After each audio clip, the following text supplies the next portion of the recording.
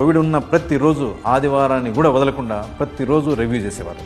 ఈరోజు మనం ఏం చేయాలా, నిన్న జరిగిన అంశాలు ఏంటి, ఈరోజు దీన్ని ఏం డిసిషన్ తీసుకోవాలా, రేపు ఏం చేయాలా.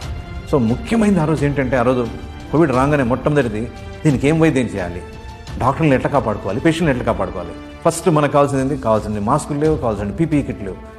ఆ పీపీఈ కిట్లు ఎక్కడో ఎవడో తయారు చేస్తాడో తెలియదు. ఆ పాలిమర్స్ తెప్పించి మన ఆంధ్రాలోనే మనం దాన్ని తయారు చేద్దాం, ఏలూరు దగ్గర, విజయవాడ దగ్గర వాళ్ళకి అన్నీ తెప్పించి అవి ఇచ్చేసి ఆ పీపీఈ కిట్లు మనం తయారు చేసుకోవడం మొదలెట్టాం ఫస్ట్. దాని తర్వాత మాస్కులు ఎంతైనా ఖర్చు కానీ అన్న. ఆ రోజు కొత్తగా వచ్చినప్పుడు 250 రూపాయలు అయ్యేది ఒక మాస్క్. ఒక్కొక్కరు ఒకటి పెట్టుకోవాలన్నా, ఇది మనుషులు ప్రాణం ముఖ్యం స్వామి, అది డబ్బులు కాదు. ఎన్ని మాస్కులు అంటే అన్ని మాస్కులు. ప్రతి ఒక్కరూ సేఫ్గా ఉండాలా. అంతవరకు టెస్టింగ్ మనకు ల్యాబ్స్ లేవు. బయటికి పోయేది, పూనాకు పోయేటి, హైదరాబాద్కు సిసిఎంబికి వచ్చేటి. ఇమీడియట్గా మనం ల్యాబ్ స్టార్ట్ చేసి మనం టెస్ట్ చేయాలా. ఇమీడియట్గా ల్యాబ్ స్విమ్స్లో ఇమీడియట్గా 2-3 వారాల లోపలనే మొత్తం ల్యాబ్ మొత్తం ఫెసిలిటీ సెట్ చేయించాడు.